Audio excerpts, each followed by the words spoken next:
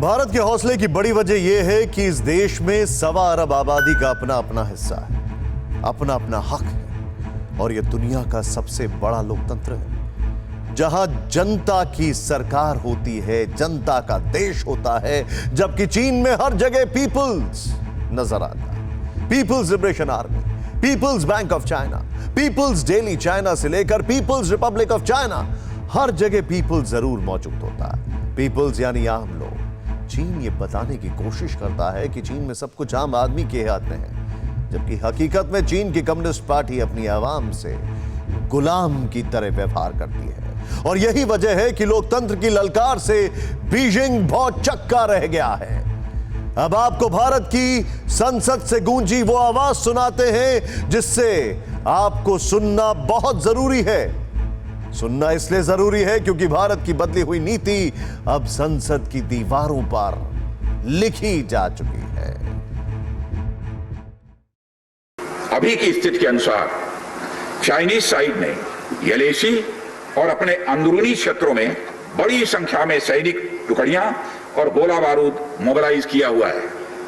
पूर्वी लद्दाख और गोगरा, कोंकला और पेंगोंग लेक का नॉर्थ और साउथ बैंक पर कई फ्रिक्शन एरियाज हैं। चीन की कार्रवाई के जवाब में हमारी आर्म्ड फोर्सेस ने भी इन क्षेत्रों में उपयुक्त काउंटर डिप्लॉयमेंट्स किए हैं ताकि भारत की सीमा पूरी तरह से सुरक्षित रहे। चीन की गतिविधियों से यह पूरी तरह से स्पष्ट है, उसकी कथनी और उसकी करनी में अंतर है। और इसका प्रमाण है कि जब डिस्कशन चल ही रहे थे, चीन की तरफ से 29 और 30 अगस्त की रात को प्रोवोकेटिव माने उकसाने वाली, भड़काने वाली है सैनिक कार्रवाई की गई, तो चीन की तरफ से की गई, भारत की तरफ से नहीं की गई। जो पेंगोंग लेक के साउथ बैंक एरिया में स्टेटस को बदलने का एक चीन के द्वारा प्रयास किया गया, लेकिन एक बार फिर हमारी आर्म्ड फोर्सेस के द्वारा सभापति महोदय टाइमली व फर्म एक्शंस के कारण उनके प्रयास किसी भी सूरत में सफल नहीं हो पाए।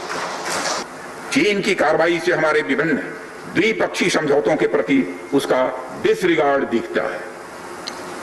चीन द्वारा ट्रुप्स की भारी मात्रा में तैनाती किया जाना 1993 और 1996 के समझौतों का उल्लंघन है, जबकि हमारी आर्म्ड फोर्सेस इसका पूरी तरह से पालन करती हैं।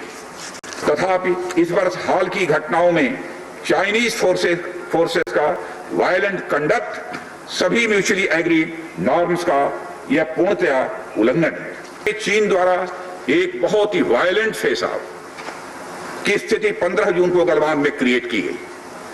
हमारे बहादुर सिपाहियों ने, बहादुर जवानों ने अपनी जान का बलिदान दिया, पर साथ ही चीनी पक्ष को भी भारी क्षति पहुंचाई है सभापति महोदय, और अपनी सीमा की सुरक्षा में कामयाब भी रहे।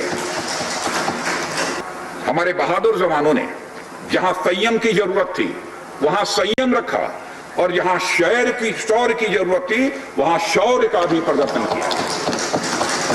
मैं सदन से यह अनुरोध करता हूं कि हमारे सैनिकों की वीरता एवं बहादुरी की भूरी भूरी प्रशंसा की जानी चाहिए। हमारे बहादुर जवान अत्यंत मुश्किल परिस्थितियों में अपने अथक प्रयास से समस्त देशवासियों को सुरक्षित रखने के अपने दायित्व का निर्वहन कर रहे हैं। न्यूज़ टॉप 9 रोज सुबह 7 बजे और शाम 7 बजे सिर्फ TV9 भारतवर्ष पर।